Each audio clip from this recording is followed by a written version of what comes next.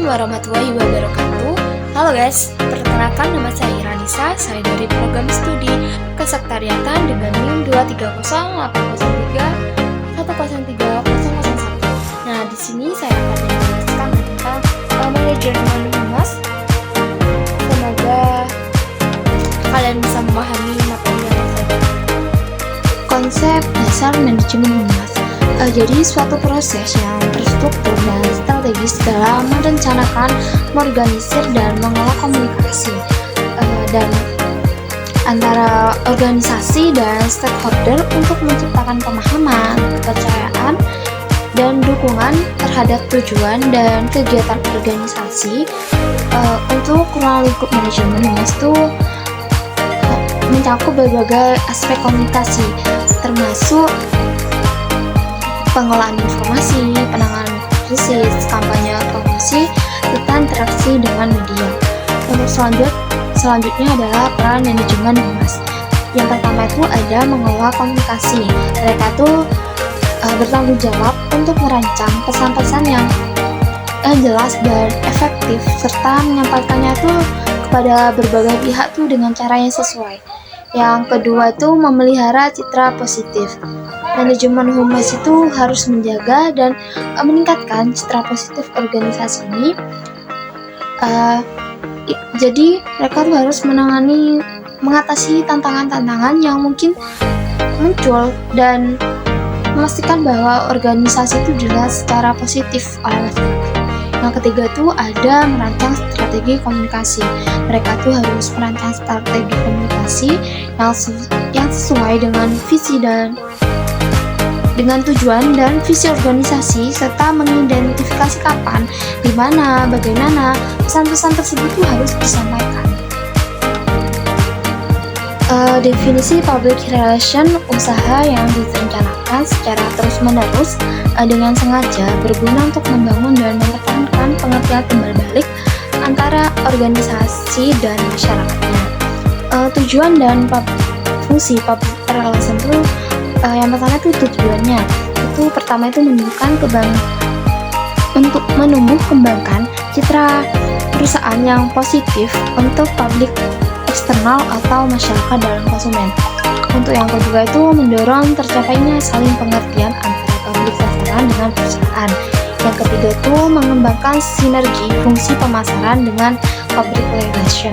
Yang keempat itu efektif dalam membangun pengenalan merek dan pengetahuan merek. Yang kelima itu mendukung bauran masyarakat. Selanjutnya itu ada fungsi. Yang pertama itu untuk memperoleh iktikat, baik kepercayaan, saling adanya pengertian dari citra yang baik atau masyarakat pada umumnya.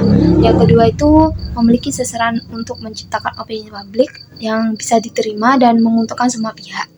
Yang ketiga itu untuk mencapai tujuannya spesifik sesuai dengan harapan publik, tetapi merupakan kekhasan organisasi atau perusahaan. Untuk yang keempat itu untuk menciptakan hubungan yang harmonis antara organisasi atau perusahaan dengan publiknya. Manajemen public relation yang berarti mengelola, melakukan penelitian, perencanaan, dan pelaksanaan, dan evaluasi terhadap kegiatan komunikasi yang disponsori oleh organisasi. Manajemen ini merupakan terapan dari ilmu manajemen dasar yang diimplikasikan di dunia public relation. Program atau perencanaan strategi itu yang pertama itu mengidentifikasi permasalahan yang muncul, yang kedua itu identifikasi, yang ketiga itu mengevaluasi mengenai pola dan kadar sikap, yang keempat itu mengidentifikasi tentang struktur kekuasaan pada unit sasaran. Yang kelima itu pemilihan opsi strategi public relation.